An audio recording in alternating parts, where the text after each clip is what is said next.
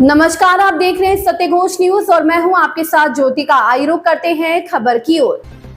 सीतापुर को भ्रष्टाचार व भूमाफिया मुक्त बनाना है, सांसद राकेश राठौर ने कहा। सीतापुर में भूमाफिया, भ्रष्ट नौकरशाही, राजनीतिक गठजोड़ के आपराधिक कृत्यों के चलते ग्रामीण व नगरीय क्षेत्रों में पहले से मौजूद जातीय व वर्गीय असंतुलन अब जन असंतोष में बदलता जा रहा है। इसी प्रवृत्ति के चलते कई बार जातीय वर्गीय हिंसक घटनाएं घट चुकी है और कानून व्यवस्था बुरी तरह प्रभावित हो रही है। सीतापुर अगेंस्ट करप्शन इसी भूमाफिया, भ्रष्ट नौकरशाही, राजनीतिक गठजोड़ के खिलाफ निर्णायक संघर्ष चलाएगा। सीतापुर अगेंस्ट करप्शन पहले चरण में भूमाफिया, भ्रष्ट नौकरशाही, राजनीतिक गठजोड़ के सुंदरलाल वर्मा, जेई हरीश चंद्र प्रजापति, राम नारायण राठौर, संदीप जायसवाल और मुकेश अग्रवाल के खिलाफ आय से अधिक संपत्ति की जांच, भूमि कानूनों की रोशनी में कानूनी कार्यवाही दर्ज, एफआईआर और धनराशि वसूली पर कार्यवाही और अन्य प्रकरणों में सुसंगत धाराओं में मुकदमा पंजीकरण, भूमाफियाओं को एंटी भूमाफिया सूची में डालकर निर्धारित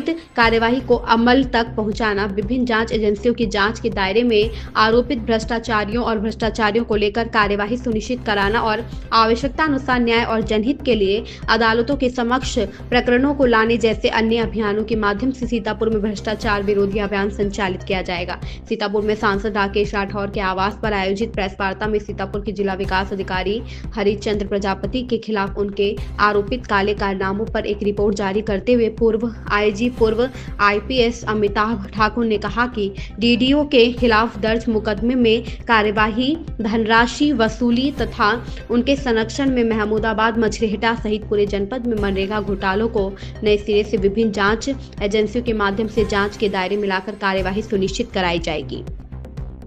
सत्यघोष न्यूज चैनल सीतापुर से लक्ष्मीकांत बाजपेयी की खास रिपोर्ट। आज सीतापुर आना आपका हुआ कैसे? मेरा नाम अमिताभ ठाकुर है, मैं राष्ट्रीय अध्यक्ष हूँ आजाद अधिकार सेना का।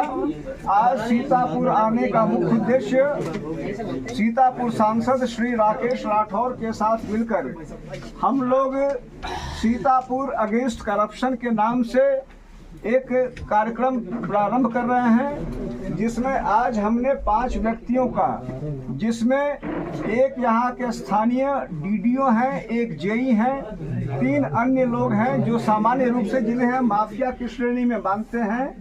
इन 5 व्यक्तियों पर हम प्राथमिक कार्रवाई प्रारंभ करने वाले हैं, जिनमें जो स्थानीय डीडीओ हैं उनके संबंध में हमने यह एक रिपोर्ट भी जारी की है कि किस प्रकार से 3 एफआईआर होने, वसूली आदेश होने और तमाम अन्य गंभीर आरोपों के बाद भी उन्हें लगातार महत्वपूर्ण पदों पर रखा जा रहा है, कार्रवाई नहीं हो रही है। अन्य जो 3 पब्लिक के लोग हैं जिन्हें हम माफिया मान रहे हैं, प्रथम दृष्टया यह बताया गया है कि मौजूदा समय में उन्होंने भारतीय जनता पार्टी सत्ताधारी पार्टी के साथ मिलकर उसमें शामिल प्रत्यक्ष और परोक्ष रूप से होकर वहां से संबल प्राप्त करके अनवरत भ्रष्टाचार कर रहे हैं और प्रशासनिक दंश से बचना चाह रहे हैं। हम दोनों आदमी और हमारी ये पूरी टीम इसके खिलाफ लगातार एक मुहिम करेगी। जो भी हमारे वश में संभव होगा हम इन भ्रष्टाचार के संदर्भों को जहां तक संभव होगा ले जाने का प्रयास करेंगे। यह 5 नाम जो आज हमने चयनित किए हैं प्रथम कार्रवाई के लिए, वह 5 नाम, उसमें पहला है श्री सुंदरलाल वर्मा, जेई हैं। दूसरे हैं श्री हरीश चंद्र प्रजापति, डीडीओ हैं सीतापुर के। श्री राम नारायण राठौर, श्री संदीप जायसवाल और श्री मुकेश अग्रवाल।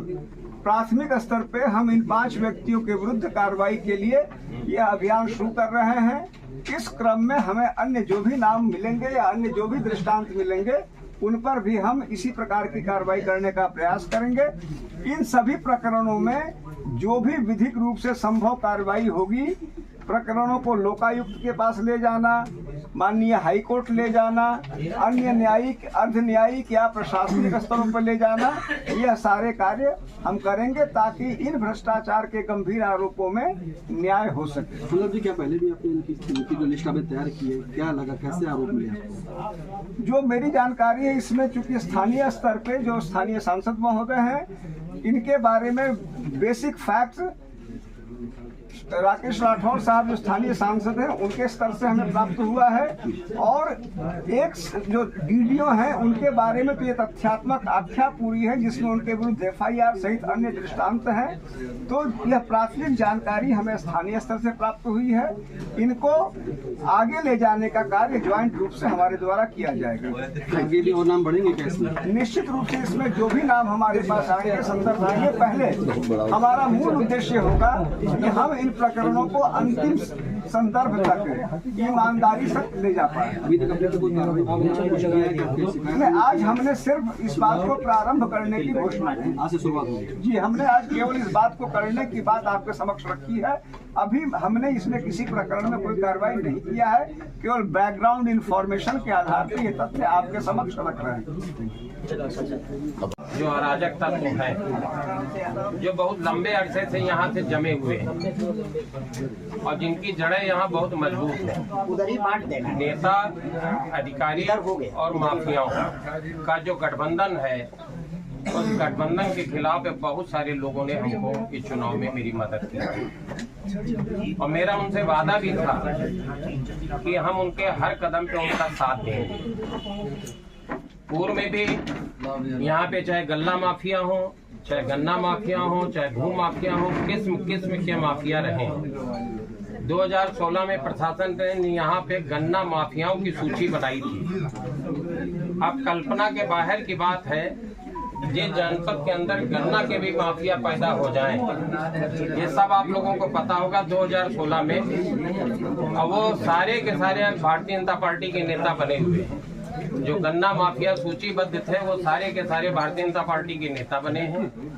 इसी तरीके के गल्ला माफिया, धान के ऊपर जिन लोगों का कब्जा था, धान खरीद गेहूं खरीद पे जिन लोगों का अंकुश था, जो किसान का सीधे एजेंसियों के मार्फत ना खरीद करके दलालों के मार्फत से जो किसान का शोषण करते थे, वो भी भारतीय जनता पार्टी का झंडा लगा के घूम रहे हैं।